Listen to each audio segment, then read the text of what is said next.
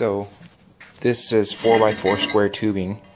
This is about 4.5-inch round pipe, so it's not quite the same width. So what I tried to do was, in order to induce a vortex in this, I tried to put this flush against the right side and about a 1/2 inch in from the left side. And looking down from the top, you can see that we're much further back. Right here, about halfway back compared to about, I don't know, a quarter of the way there on this side. And what this will do is it'll allow the air to come in and circle around this way. The tray that is going to hold the fuel is also going to have a fin on it to redirect the air in this direction. So hopefully I'll create that vortex, and it'll keep the fire in the tube longer and burn a little cleaner. That's what my goal is on this one. That bottom plate is 1/4 inch. As this is mild steel and not stainless, I figured 1/4 inch ought to last a lot longer. And I'm trying a new grill. I thought that looked kind of nice, so we'll see how that looks when it's all together. I went to the store tonight to go pick up some perlite. I've used vermiculite in the past, and I want to try perlite. I think it'll be perlite's a little larger in size, and it seems like it'll be a better medium to work with. And so that's my goal. That's what I think, at least. I haven't tried it yet, so we'll see how it goes.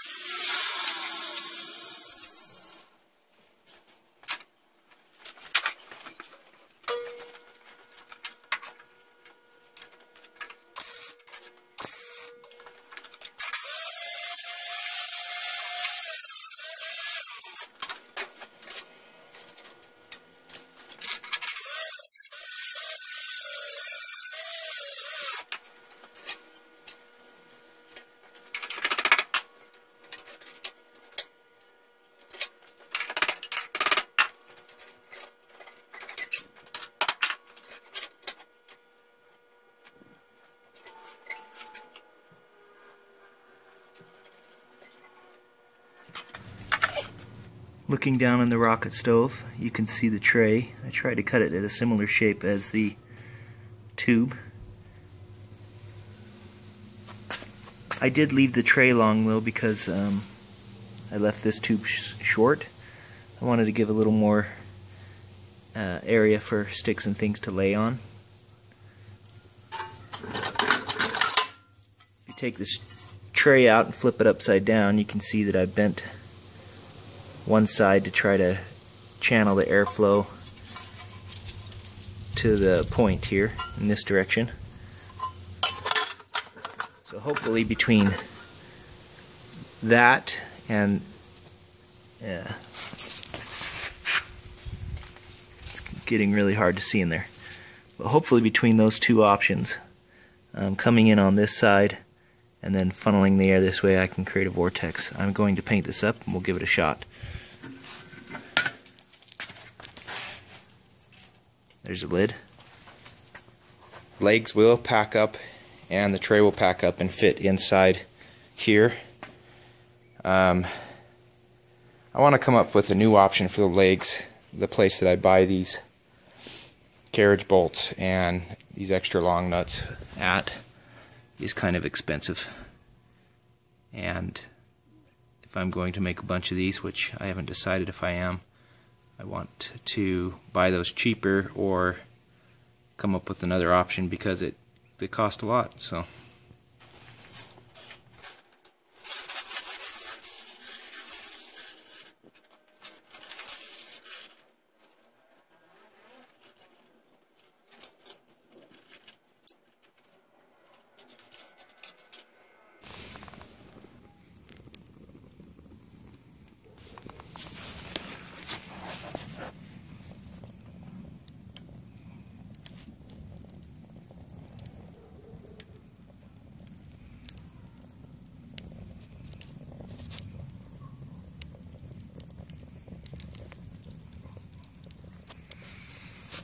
I don't know if you can hear it or not, but it is making a little bit of a rocket sound. In reality, this flue should probably be about at least another 6 inches longer.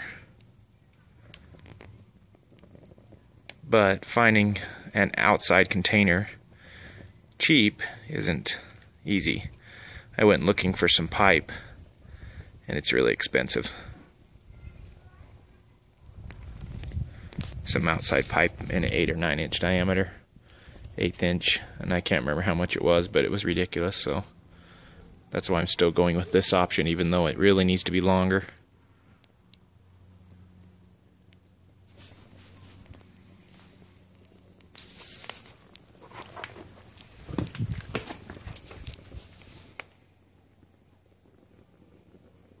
Not getting the vortex like I hoped I would on this one.